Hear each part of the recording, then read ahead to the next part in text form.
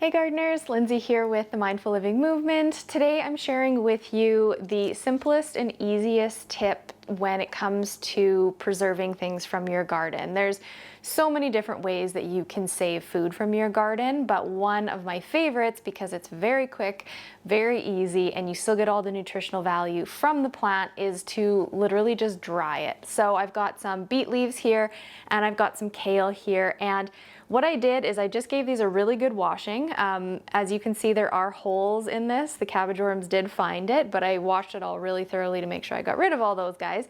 And then I've actually used my growing rack here and I've laid it all across here and a little bit across the bottom. And I just use this because it's a wire rack, which is basically a drying rack anyways. It gave me lots of space. It's kind of out of the way. And now everything is all crispy and dried, and I'm going to just show you sort of how I turn it into powder for adding into smoothies or anything you want. But basically you're making your own like super greens powder, which, as you know, if you've ever purchased that kind of thing, it's top dollar, you know, and you can be harvesting your beet greens, your kale, herbs, all sorts of different things, and making your own, you know, greens powders that have all that amazing nutrients. Plus, you know, it's organic, you know what it came, where it came from.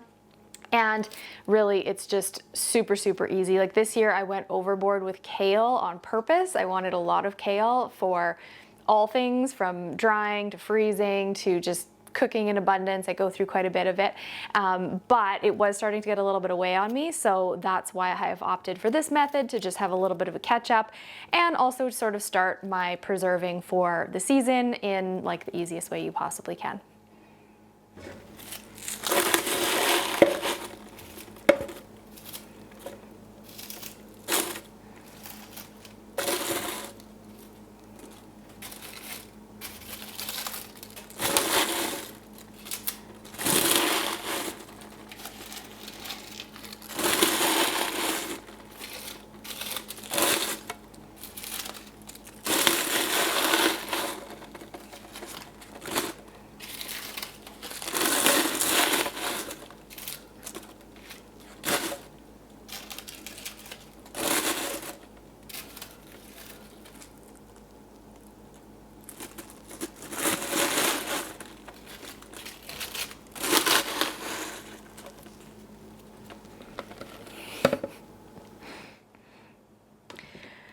Okay, so I have stuffed all of it into my blender here, and I'm just using my Ninja blender. It does not matter what kind you have, but I'm just using this basically to help turn it to dust, so, or make it into a nice powder.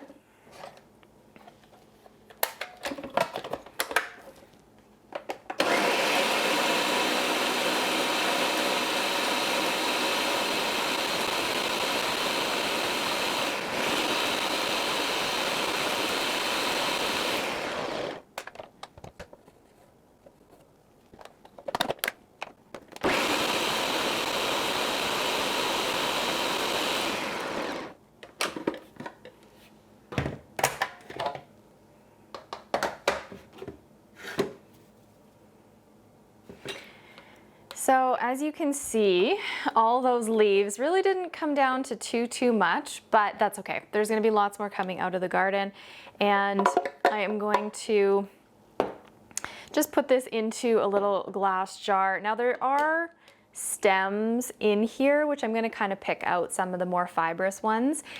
Something that you can do to, just depending on the consistency that you like, is you can, you know, remove the stems before you put them to dry. I don't really care too much because I'm usually just sticking it into another smoothie anyways, and once I pick the big ones out of here, it's fine. But just if you're someone who sort of likes a little bit more of a finer texture, something to consider.